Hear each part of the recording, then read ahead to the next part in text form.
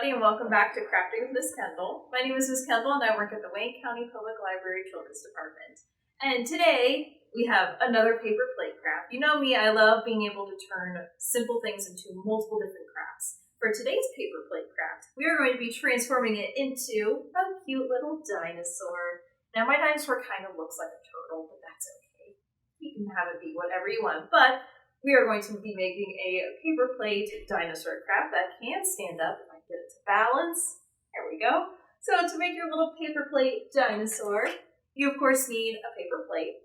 You also need some newspaper to protect your station.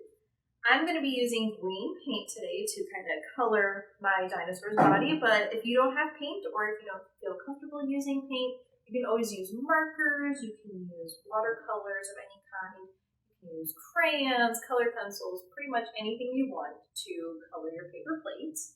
If you want to use paint, you'll obviously need some paintbrushes and a little thing to put your paint in. You'll also need some scissors, glue or tape, I have both today, some green paper or whatever color you want your dinosaur to be, you'll need that colored paper, and some clothespins for our dinosaur's feet. You'll also need an adult with you in case if you need some help. So the first thing that I'm going to do is lay out some newspaper down here. I'm going to stretch it out here. There we go. And place my little paper plate down. And now is time to paint our paper plate. Again, if you don't have paint or if you don't feel comfortable using paint, you can use anything you want to color your plate. I've already gone ahead and done this little messy part. And once as you color your plate, you're going to want to cut it in half. So here I have 1/2 of my painted paper plate. It was definitely messy, so if you use paint, definitely use some newspaper. So once as your plate is dried and you cut it in half, you can set that aside for now. Now we're going to make the body part, or the head part, of our dinosaur. So for that, you can either draw your dinosaur's head and make it kind of look like a little squiggly line with a larger, rounder bottom, and a tiny part for the head. I already drew this out on kind of harder cardstock, so then I can use it to trace the shape onto your green paper. But if you don't have a template, you can just kind of freehand draw it on there. And once you do that with a pencil or a pen, you can draw your dinosaur's head. Then it's time to cut it out on your paper.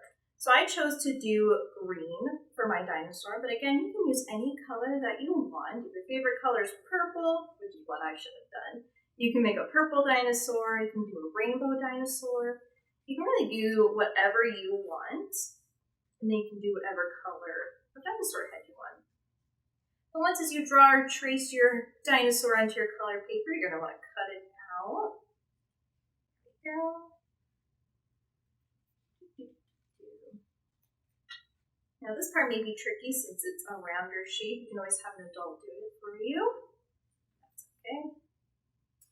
There we go. Set aside to recycle. So here's my dinosaur's little head. And before I glue it to the body of the dinosaur, I'm going to draw on its face. So I'm going to grab a marker here. Alrighty. I'm going to use a blue marker. I'm going to give him a little eyeball and a smile. And I'm going to give him some lines down his neck. There we go.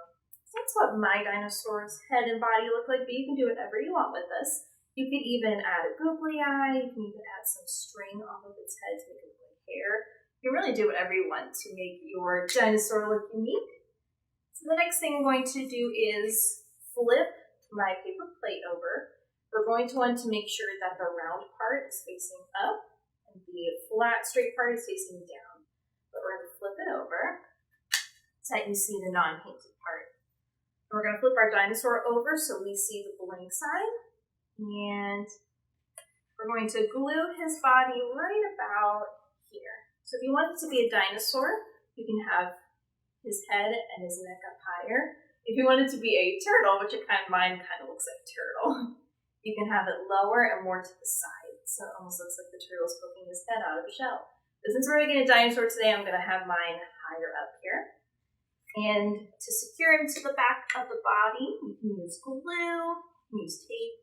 I'm going to use a mixture of both so he's nice and secure. There we go. Add a little bit of tape here. Just one piece and two pieces. One final one. So there we go. Obviously he needs some feet, and that's where our clothespins come into play. So with your clothespins, you can color them with marker, crayon, colored pencil, or you can do what I did and paint them on one side. So you're going to want to let it dry completely before we put his feet on. So now that mine are dry, I'm going to put one clothespin on the end here, and one clothespin on this end. Make sure that they're nice and secure, and let's see if you can stand. So again, to balance, it's a little bit tricky. Oh, there we go. I got my dinosaur to stand with his clothespin legs, and that is how you make a paper plate dinosaur or turtle, depending how you have its head. Really simple, really easy, and you can further decorate it with a bunch of cool things on his body. But that is how you make today's craft. Thank you so much for joining me again, and I will see you guys next time.